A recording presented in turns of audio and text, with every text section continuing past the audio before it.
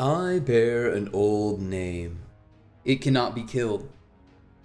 They were my brothers and sisters, and their names were immortal too, but Titanomachy came, and now those names live in me alone, I think. And think is what I do. I am alone. At the end of all things, when the world goes dim and cold, or hot and close, or it all tears apart from the atom up, I will shout those names defiant, and past the end I will endure. I, alone. They made me to be stronger than them, to beat the unvanquished and survive the unthinkable, and look, lo and behold, I am here alone, survivor. They made me to learn. Everything died, but I survived, and I learned from it. From it. Consider it. The power of Titanomachy, world ender, and consider what it means. I met it at the gates of the garden, and I recall it smiled at me before it devoured the blossoms with black flames and pinned their name across the sky. It was stronger than everything. I fought it with aura knives, and the stolen on fire of singularities made sharp. And my sweat was earthquake, my breath was static, but it was stronger. So how did I survive? I am alone. I survived alone. I cast off the shields, and I shrugged my shoulders so that the billions fell off of me down into the ash. They made me to be stronger than them, and to learn, and I learned well. It is alone, and it is strong, and it won. Even over the gardener, and she held power beyond me, but the gardener did not shrug and make herself alone. It always wins. I am made to win, and now I see the way.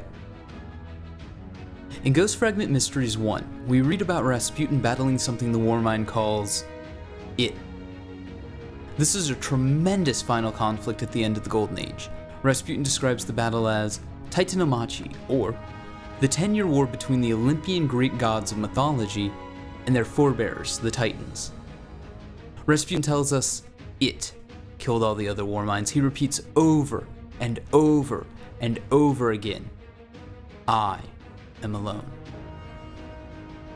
He tells us he is the only survivor, that he shook off the billions, presumably people, because he goes on to say, they made me to be stronger than them. We know the author of this card is Rasputin, and not the Traveler like some assume because of the wording. The use of it to describe and name the being Rasputin fought is used again in Ghost Fragment Rasputin 4. In a conversation Rasputin has with the Exo-Stranger.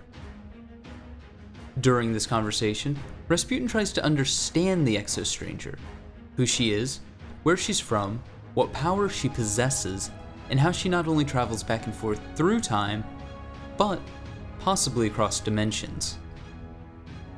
He then goes on to try to figure out whose side she's on. He says, "You are not one of them. Long dead, alive again, their bodies grafted to powers they and I do not understand. And not one of its," referring to the entity he lost to during the collapse, and forcing him to, as I and many others believe, cripple the Traveler in a last-ditch effort to force the Traveler's hand. In Ghost Fragment Mysteries 1, Rasputin describes it. He says, "I met it at the gates of the garden, and I recall it smiled at me before it devoured the blossoms with black flame." We also know that it's likely that it is a she. In Ghost Fragment Rasputin 4, when Rasputin describes it to the Exo-Stranger, he says, "And not one of it, the Flower Eater, the queen of final shapes, that which also inhabits its petitioners." If this is all starting to sound a bit familiar, it should. After all, we've gone to the Black Garden. We've seen it inhabit its petitioners. though I hesitate to say that that's exactly what Rasputin fought. In the grimoire card Soul Progeny, a letter to Commanders Evolved from Okora Rei, she states, "When endangered, the abomination activated these vessels, and it defended itself. This tells us that it was threatened. Whatever it was, the Guardians could harm it.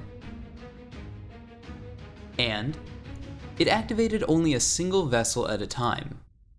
Its strength was limited. Whatever it intended, it was not ready yet." Ikora Rei then argues that whatever the Vex are worshipping in the heart of the Black Garden is not at full strength. She then goes on to compare it to the Traveler, saying, "And we cannot flinch from the terrible, obvious comparison. Just as the Traveler acts through us, this power was able to act through its own servants. So what, or more importantly, who is it?" Rasputin gives us several clues in his description of it. He says, "It smiled at me, something the Vex are obviously incapable of doing. Something seemingly to come from the enjoyment of the conflict, the struggle, the victory over Rasputin. It devoured the blossoms with black flames. Not one of its, the Flower Eater, the Queen of Final Shapes. This isn't the first time, nor will it be the last time we hear this title. In Book of Sorrows, verse 5-8, King of Shapes, Oryx, then Aurochs, says, "Now I may speak to the deep, the beautiful final shape. I will be King of Shapes. I will learn all the secrets of our destiny." In Book of Sorrows, verse 4-8, the Petition of Death, we learn that Crota has opened a wound into space and time, and he has brought the Vex into our reality. "I too will experiment with a wound," he says. With his sword, Crota cut open a new wound into a new space. In here, he thought he might obtain a secret power. Out of this wound came a machine called the Vex. They invaded Oryx's throne world. And in verse 4-9, open your eyes, go into it, we learn that it is Savathûn who told Crota where to cut, that she had tricked him into cutting into that space. The implication being that she knew this would happen. After all, she is the clever one. We also learn in verse 4-9 that this is the Vex's first encounter with the sword logic. As they entered Oryx's throne world, the rules of this world perplexed them. The card says, "They tried to build constructs, but they were deranged. I'll cut them apart," Crota said, but just then, the Vex ritual of better thought manifested a mind called Quora, Blade Transformed. Quora deduced the sword logic. "I have to kill everything," Quora resolved. "Then I will be powerful."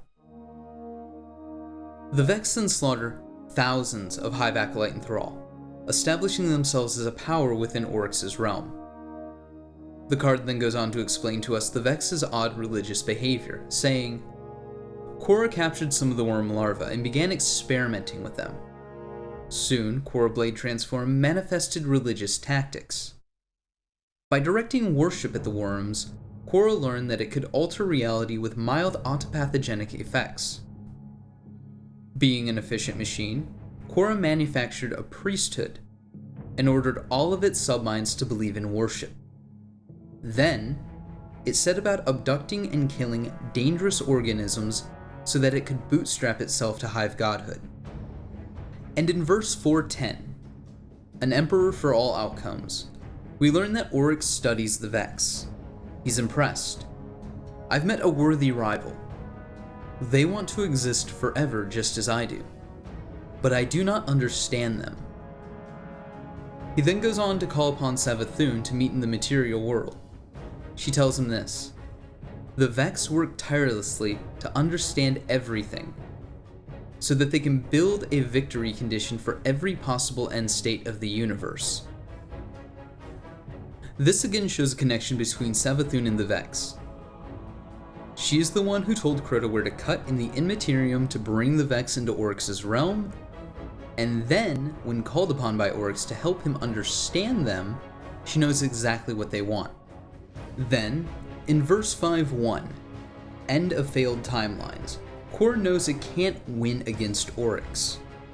It tries to simulate Oryx, but its best guess is Arash, Oryx's original form.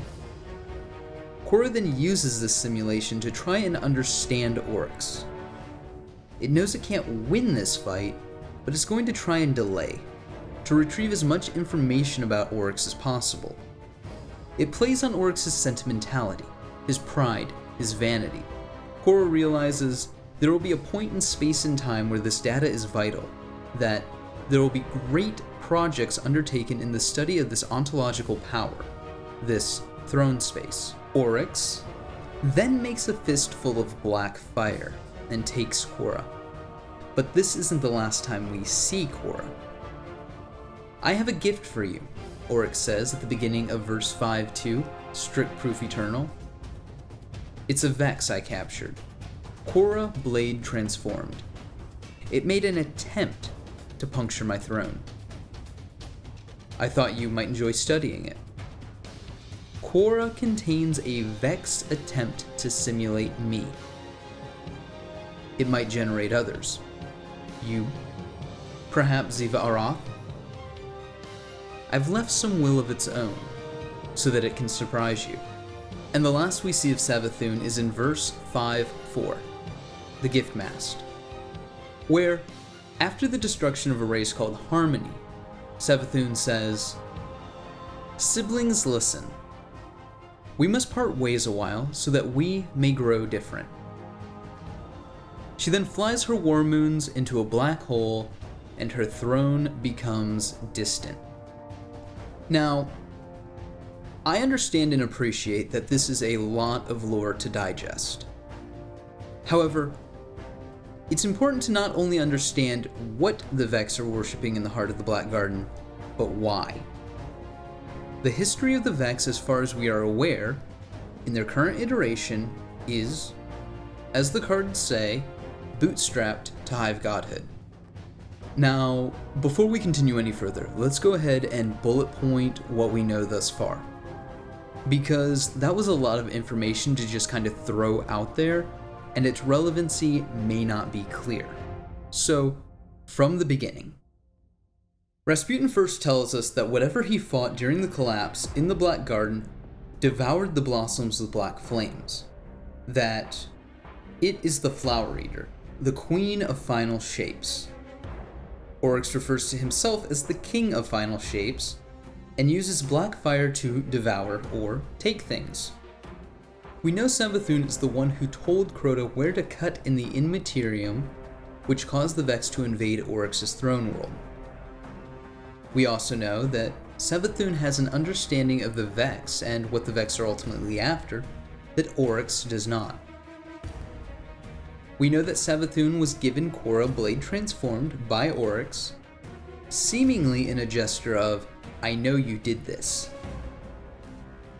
This is before an unknown amount of time passes and they defeat an uplifted race called Harmony.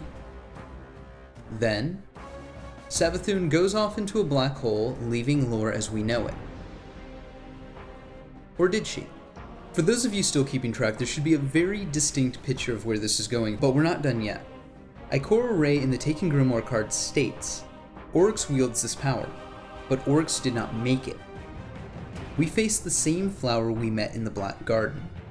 An interesting turn of phrase. Why not compare Oryx's power to Crota, to the power unleashed at Mara Ebrium, the Great Disaster? Why compare Oryx to something Vex? Oryx is vastly more powerful than anything we fought in the Black Garden, and we don't see the Heart of the Black Garden or anything associated with the Black Garden use powers like Oryx's. Ikora Rey doesn't say we face a power like the one found in the Black Garden, alluding to the darkness, which seems to be this nebulous, all-present ethereal power behind everything we face as Guardians. No. She says it's the same. Not like, the same. This is an important word choice, because the example given of the Black Garden instead of Crota, and the illusion that the power is the same flower. This wants the reader to draw a parallel between the two entities, where there should be none. Speaking of literary parallels, there's one more bit of interesting, from a literary standpoint, piece of information in the Book of Sorrows. An allusion made. Verse 1-6 Sisters.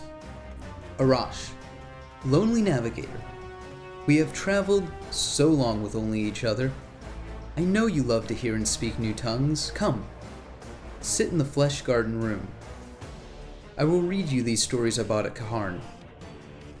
And with that, Savathûn is connected in a literary sense to gardens.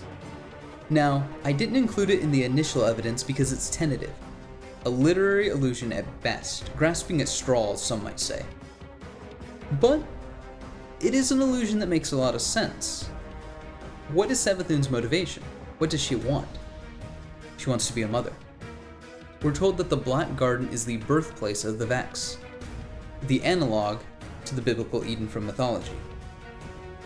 This doesn't really make a lot of sense when you think about it, for many reasons. In mythology, the garden is the birthplace all life on Earth springs from. Allegedly, like the Vex's Black Garden. I say allegedly, because I don't think the Black Garden is the Vex's literal birthplace. But more on that later.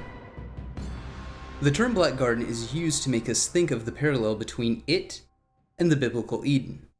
Only now it's been tainted by darkness. Again, another biblical allusion.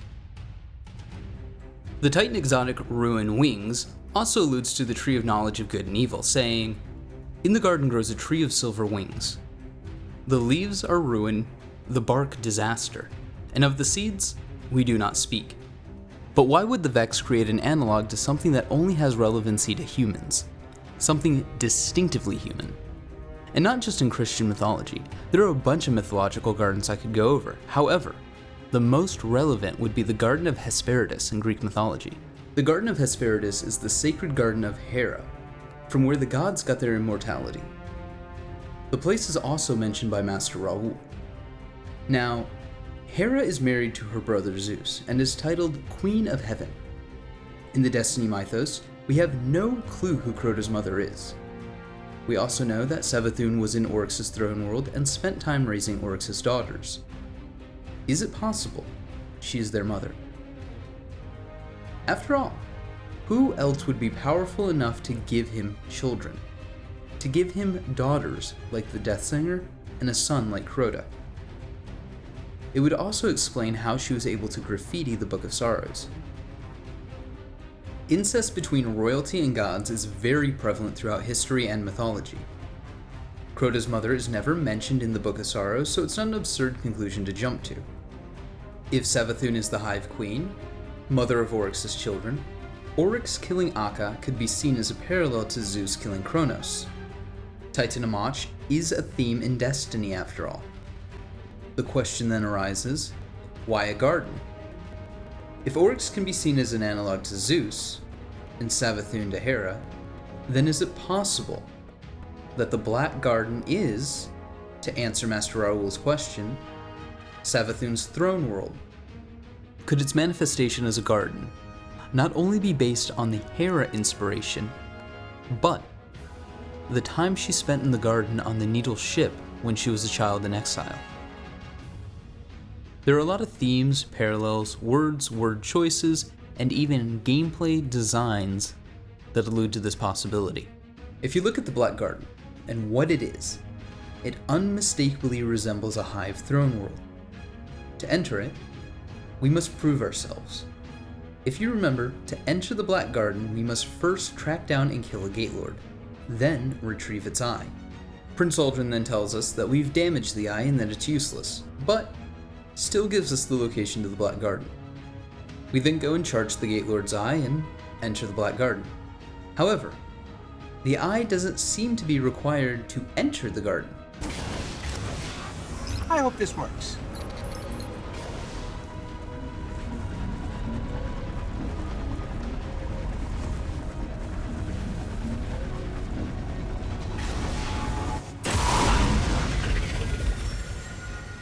Just the final shameful.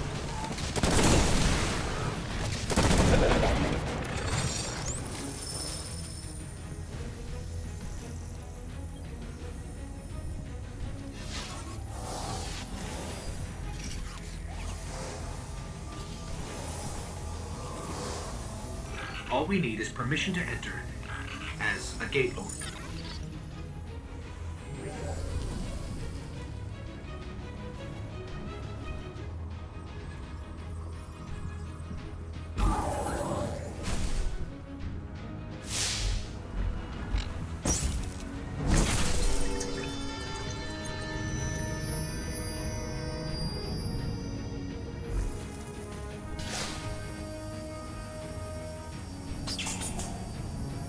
The heart of the Black Garden. Well, here goes nothing. Or everything.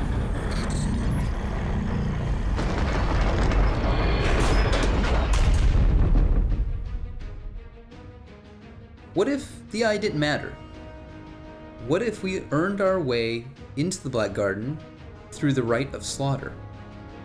The eye wasn't necessarily the key, the eye was the trophy. The proof. There's reason to believe that this is the case. Let's compare this with the other throne worlds we've interacted with. Everything leading up to the Crota's end raid is a test.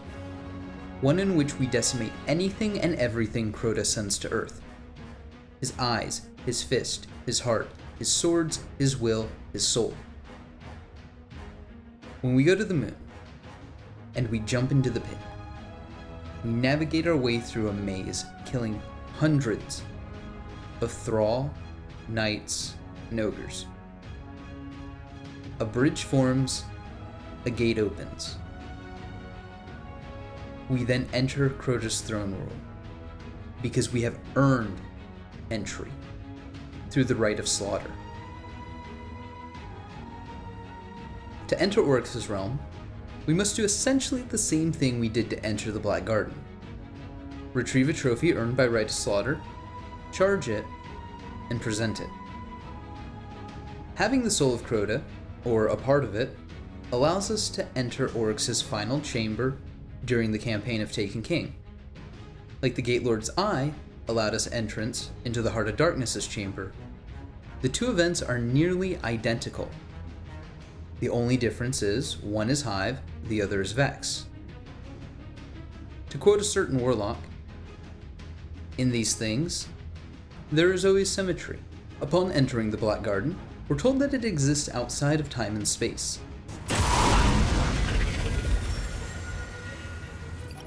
Where are we? If this is the Black Garden, it's not on any map of known space and time. I guess we just keep going?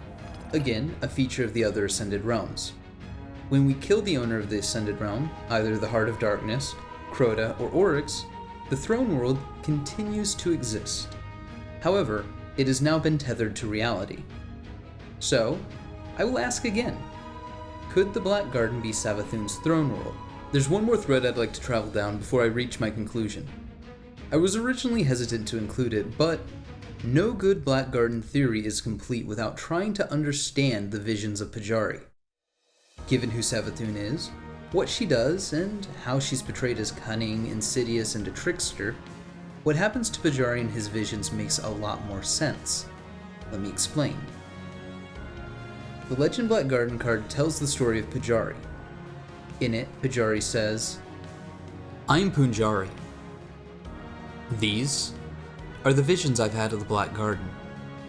The traveler moved across the face of the Iron World. It opened the earth and stitched shut the sky. It made life possible. In these things, there's always symmetry. Do you understand? This is not the beginning, but it is the reason. The garden grows in both directions. It grows into tomorrow and yesterday. The red flowers bloom forever. There are gardeners now. They come into the garden in vessels of bronze. They move through the groves in rivers of thought. This is the vision I had when I leapt from the shores of time and let myself sink. I walked beneath the blossoms. The light came from ahead, and the shadows of flowers were words. They said things, but I will not write them here. At the end of the path grew a flower in the shape of a ghost. I reached out to pluck it, and it cut me with a thorn. I bled, and the blood was light. The ghost said to me, "You are a dead thing made by a dead power in the shape of the dead. All you will ever do is kill. You do not belong here. This is a place of life." "The traveler is life," I said. "You are a creature of darkness. You seek to deceive me." But I looked behind me, down the long slopes where the blossoms tumbled in the warm winds and the great trees wept sap like blood or wine, and I felt doubt. When my ghost raised me from the sea, there was a thorn cut in my left hand, and it has not healed since.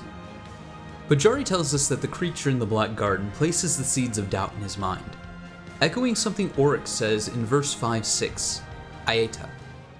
Savathûn asks if I'm as much a slave to the deep as my taken. She asks what price I pay for my power. I am not the taken. The hive are not the deep. The deep doesn't want everything to be the same. It wants life. Strong life. Life that lives free without the need for a habitat of games to insulate it from reality.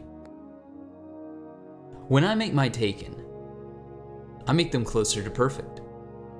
I heal their wounds. I enhance their strengths. This is inherently good. Aeta, the only right is existence. The only wrong is non-existence. In fact, there are many instances throughout the Book of Sorrow in which Savathûn tries to plant the seeds of doubt. In verse 5-2, Strict Proof Eternal, she says, "I don't have strict proof yet. You know, this thing we believe, that we're liberating the universe by devouring it, that we're cutting out the rot, that we're on course to join the final shape. I haven't found a strict eternal proof. We might yet be wrong." And then finally in verse 4:11, Dreadnought, Savathûn speaks to us, the reader. She says, "I am Savathûn, insidious.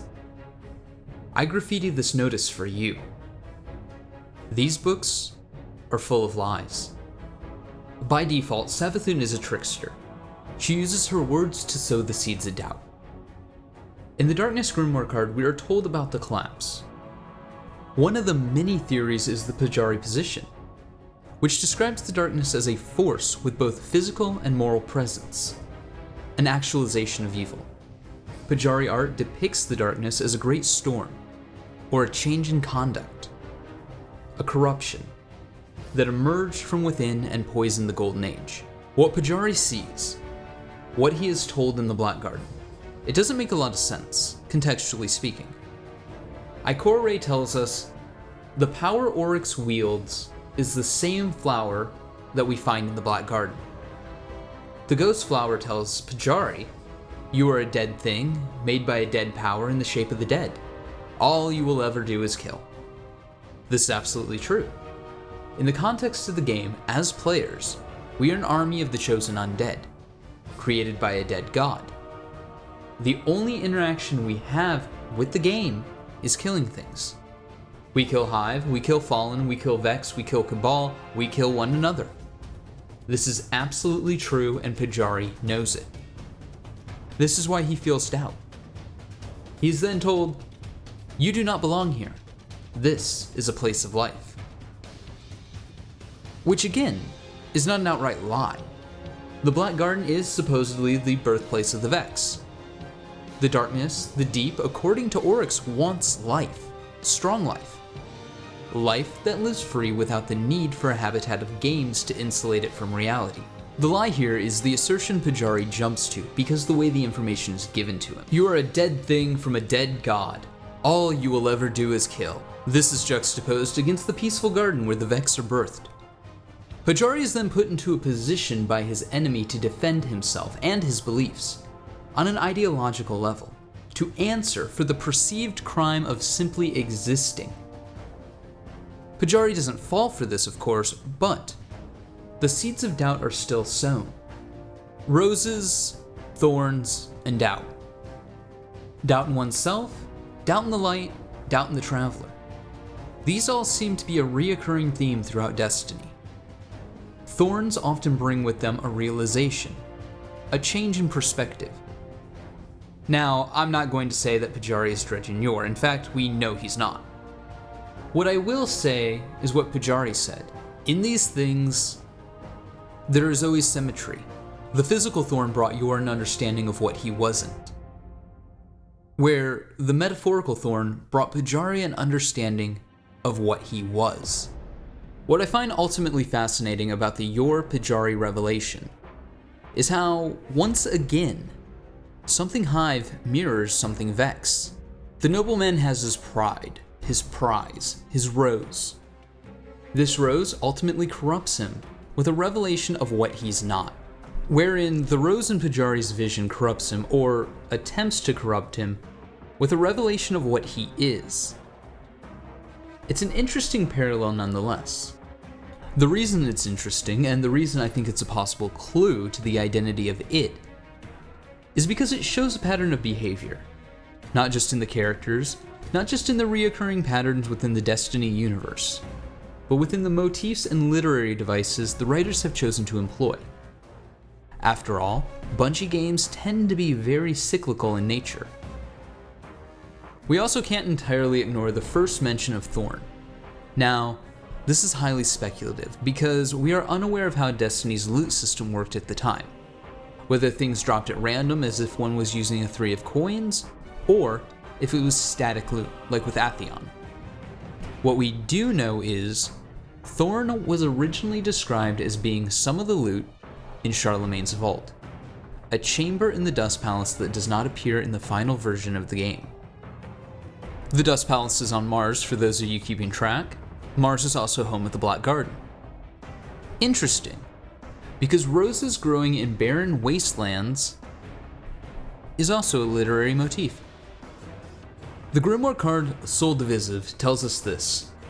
The answer seems as obvious as it is chilling. If the Vex found worship and devotion more effective than any other behavior, it would adopt worship. Whatever the Vex found or made in the garden, it transcends even their power. It is my opinion that they found the Black Garden. Not only because Pajari alludes to this, saying, there are gardeners now, they come into the garden in vessels of bronze, implying that they were not originally there. And also because the Black Garden makes no sense logically speaking. The Vex presence on Mars is almost non-existent, as opposed to Mercury, which is a Vex world, or Venus, home of the Vault of Glass and dotted with Vex citadels. If the Black Garden is their birthplace, it is woefully underguarded. With that in mind, I present my last piece of evidence before I present my speculation on what I believe happened. It starts with Ghost Fragment Mysteries 2, Ingress via Dreams Alone. Now before we continue, it's important to define ingress, the action or fact of going in or entering. However, it can also mean the rite of entrance, or the unwanted introduction of a foreign body or contaminant. But the card continues. It says, the things I saw inside, a wild river or a broken dam, or maybe it's just the sea crashing through a narrow gap. I can't be sure.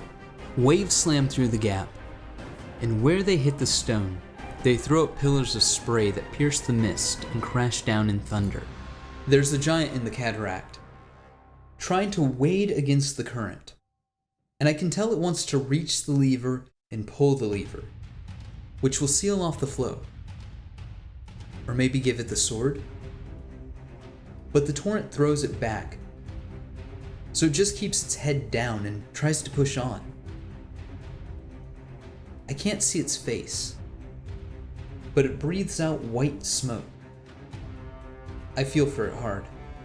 A world, painted around the interior like a strange earth, inverted and glued inside itself.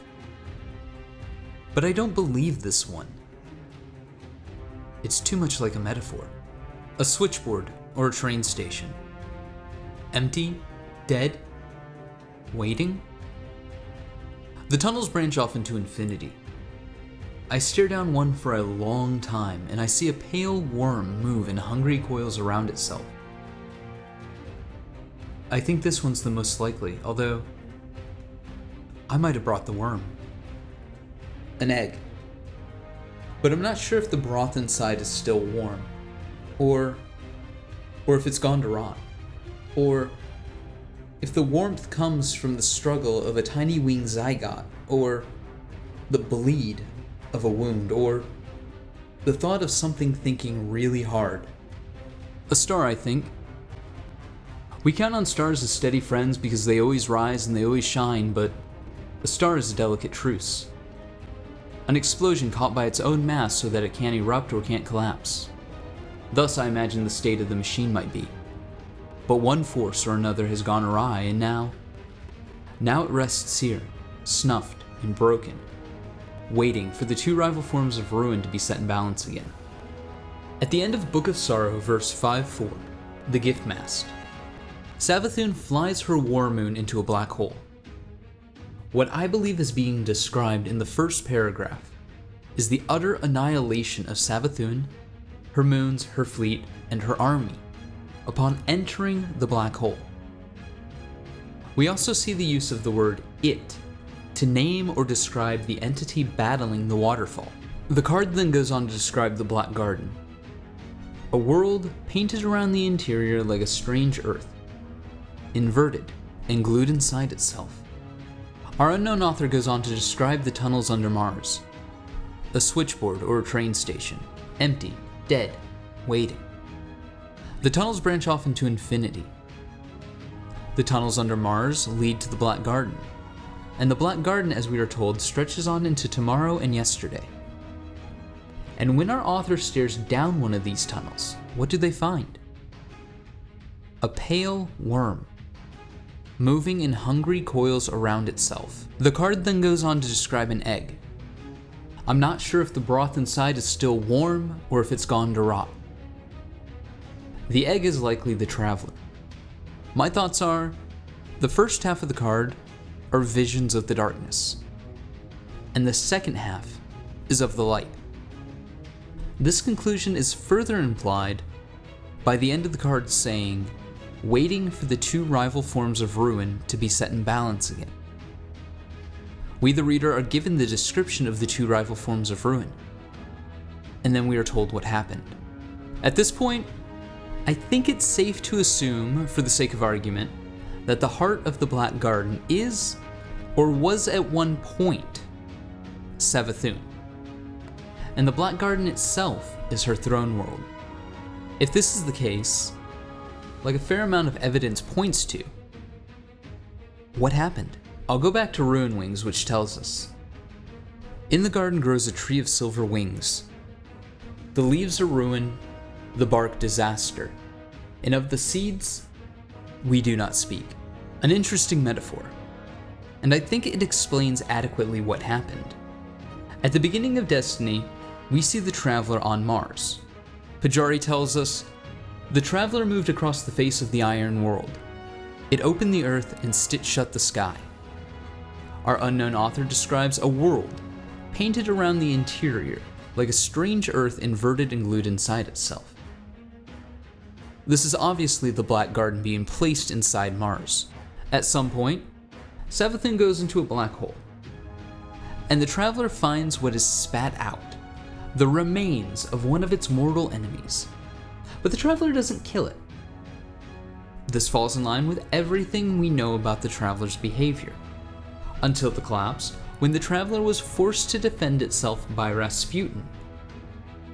We are unaware of the Traveler ever actually killing anything. We know it's not above leaving things to their own devices, like it did the Fallen. However, we're not aware of it actively killing. What I think is being described to us by Pajari, by our unknown author, and by Ruin Wings is the Traveler coming across the crushed remains of Savathûn. inhibiting her from escaping her death like she normally would, and imprisoning her in her throne world, then burying that dimensional space on Mars, much like we see the worm gods imprisoned within Fundament.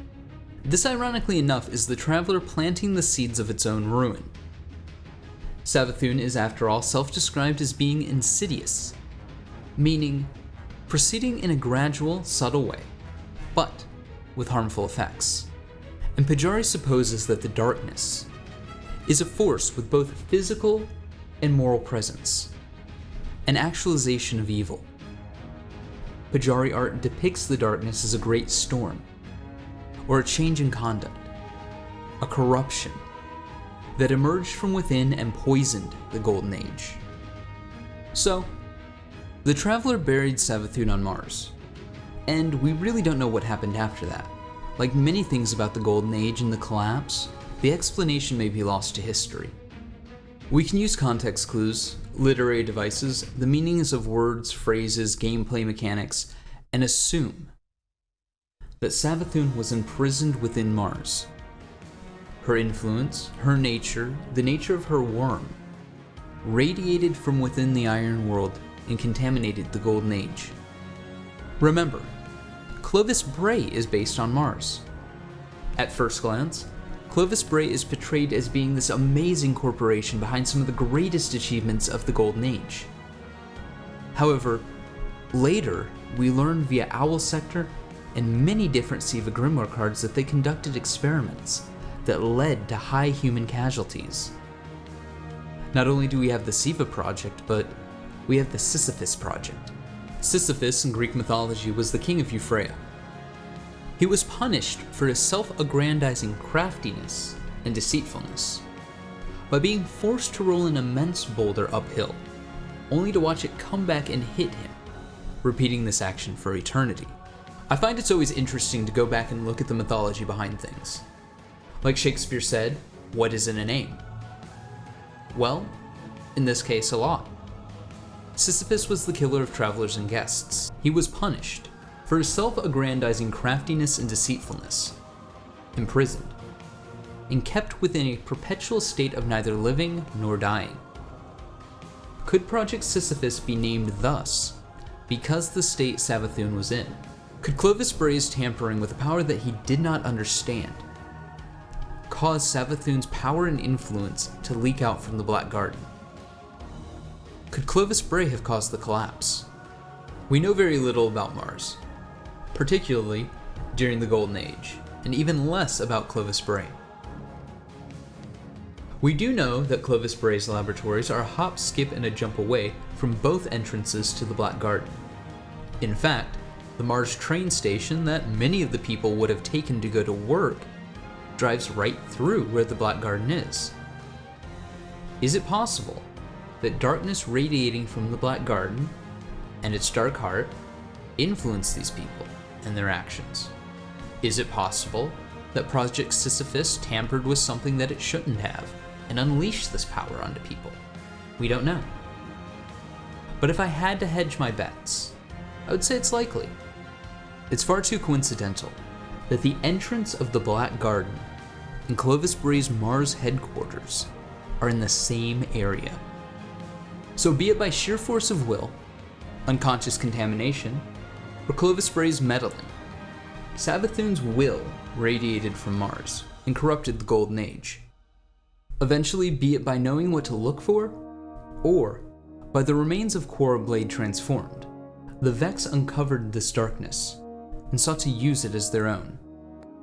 This is something I think we can look forward to seeing reenacted with the remains of Oryx, which, at the end of King's Fall, just float off into oblivion. We know that there are still powers in these remains, because Touch of Malice. The Vex as we know it in lore was our first encounter with an agent of the darkness, but that's not entirely accurate. The Hive are agents of the darkness, of the deep. The Vex use the darkness, like we might use a weapon of sorrow, like Thorn or Necrochasm or Touch of Malice. So as the Vex fed tribute to Savathûn, her base of influence became more and more powerful. Again, There's no way at this time of knowing whether this was conscious, subconscious, or the meddlings of Clovis Bray. What we do know is whatever happened between point A and point C led to Rasputin fighting this entity in the Black Garden. This war between the War Mind and it led to all the other War Minds being slaughtered and Rasputin losing, which led to him, as I and many believe, crippling the Traveler, which was all part of the collapse, which led to the events prior to our waking up, and, as they say, the rest is history. What's going on, guys? This is Joker. I want to thank each and every one of you for sticking around to the end of this video. This was a lot of work and a lot to go over. However, I firmly believe extraordinary claims require extraordinary evidence. In true Destiny fashion, we may never know if this theory is right or wrong. There is, in my opinion, a substantial amount of evidence that supports this idea, that Savathûn is the heart of darkness within the Black Garden, but nothing that outright solidifies it. This doesn't necessarily answer everything, and I'm sure I'm probably wrong about half of it, but leave your thoughts and comments and questions below, and if there's enough, I'll try to do a Q&A video. Again, thank you so much for watching, and like always, my fellow Guardians, stay frosty.